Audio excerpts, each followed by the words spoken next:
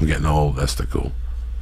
So the 11 people that went to these places, bro, they started beautiful lives.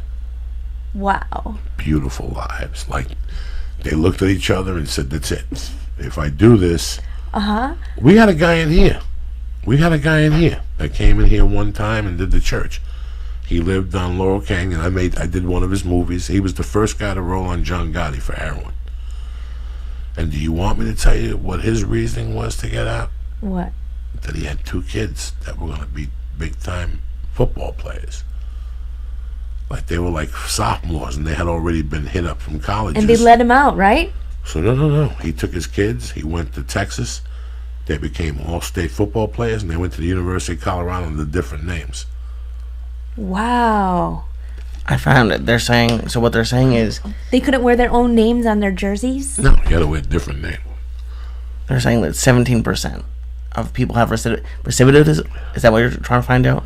Because that's kind of a failure, right? If you commit a crime while on WITSEC, it's 17% compared to 41% of parolees. So it's less than parolees. But they're saying that 95% of the people in the program are criminals. So it's... No, they're fucking ice cream people. Yeah, they're fucking criminals. I don't know. I thought more of them were going to be like the kind of witnesses where, like, I witnessed something and they're going to kill me just because I'm a witness. Oh, I see what you're saying. I figured it was more than 5% of that. Who knows? But it's I can't believe you know multiple people who have been put in that program.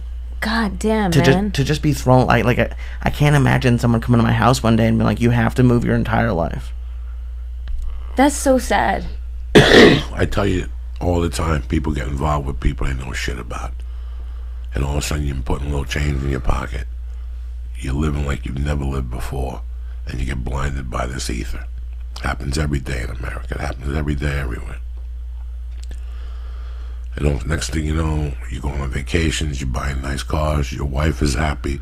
She's letting you put it up her ass for the first time in 15 years. Is that how long it took? No. I'm just fucking saying Diaz? that. No. I'm just saying that this is what everybody's happy. Everybody's sucking this ether. You're buying your wife diamonds, and all of a sudden, the shit gets tight. And all of a sudden, they come to your house. You got a kid that's 5. You got a kid that's 7. You've been hanging out with criminals. They're professionals. You're an amateur. You did paperwork. You moved a couple numbers. Guess what? Those numbers are going to get you and your wife 40 fucking years. And your kids are going to have to live with your mother in fucking Chicago, and she's an alcoholic, and your dad bites his toenails. So now what the fuck do? You got yourself in a bad jam. What do you do, Esther Koo? You know these people. You know where they have more money hidden. You know where the drugs are. You call the feds and they put you in Portland, Oregon, and you live your life under Mr. and Mrs. fucking Joe Smith, and your kids have to change their names. Their school records get expunged, Everything is gone. Everything. So they walk in with kids. Not everything is gone. There's something that they do. That's gotta be weird. The feds walk in. Being a kid being told. Can you imagine? You can't go by Joey anymore. Can you imagine? Your new name is Lee. Listen, man, nothing is free. I mean, they don't go to jail per se, but you go to jail. You go to your own personal prison. Because you can't live the way you did. You can't go to the places that they used to do. You can never go home.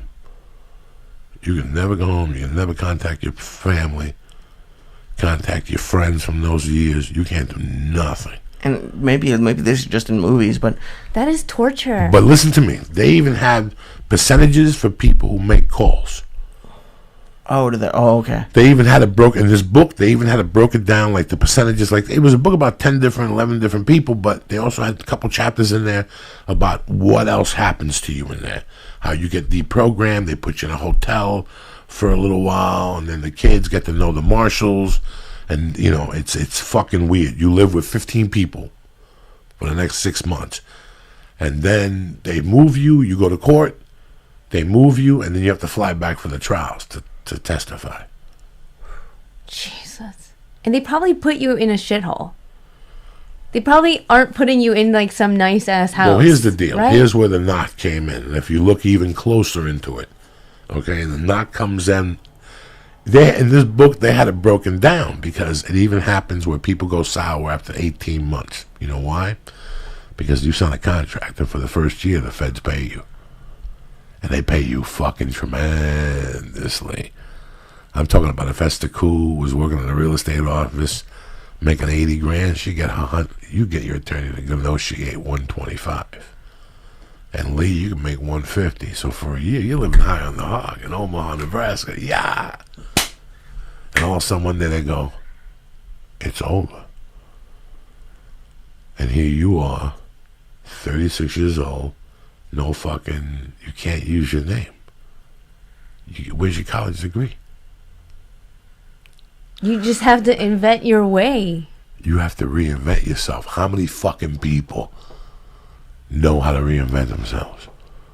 3 out of 10? I know somebody who's trying to reinvent themselves. Oh, I know everybody who's reinventing themselves. Right? Every day. Go to Hollywood Boulevard, throw a sign up. Go to Twitter. But not reinvent yourself that way.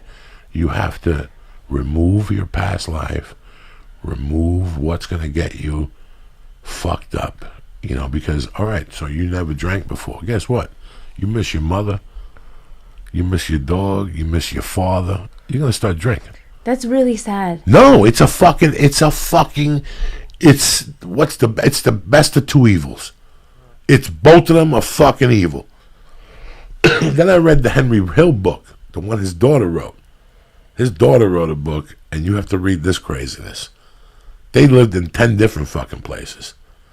The last one being Seattle when he married another woman under a different, so he married his wife under Henry Hill, but he married the mistress under the fucking new name, and he moved her into the house. Well, oh my God. You gotta read this shit. She hates her father, says that half the movie's bullshit, that she did the research. He was fucking in heroin half Joey, the time. you need a book club. What do you mean? You need a book club. Tell people what to read. Yeah, tell people what to read. Recommend a book to them. Well, like my wife reads fucked up shit. Half the shit she reads, and then she reads on the fucking computer, and they touch a screen and do that. I hate that. I hate all that shit. I need to read real books. I'm an old man. I want to read I want to smell those papers. Felipe gave me a great book. I want to see how physically, how fast I'm reading it. When Felipe won last comic standing, Felipe gave me a book called Esparza. Yeah, the Something Crew. It was about heroin. When the Jews were selling heroin in the Bronx with the Italians. It was just Jews and Italians and a few Chinese. We're going in like fucking Marines, you understand me? Welcome to church, motherfucker.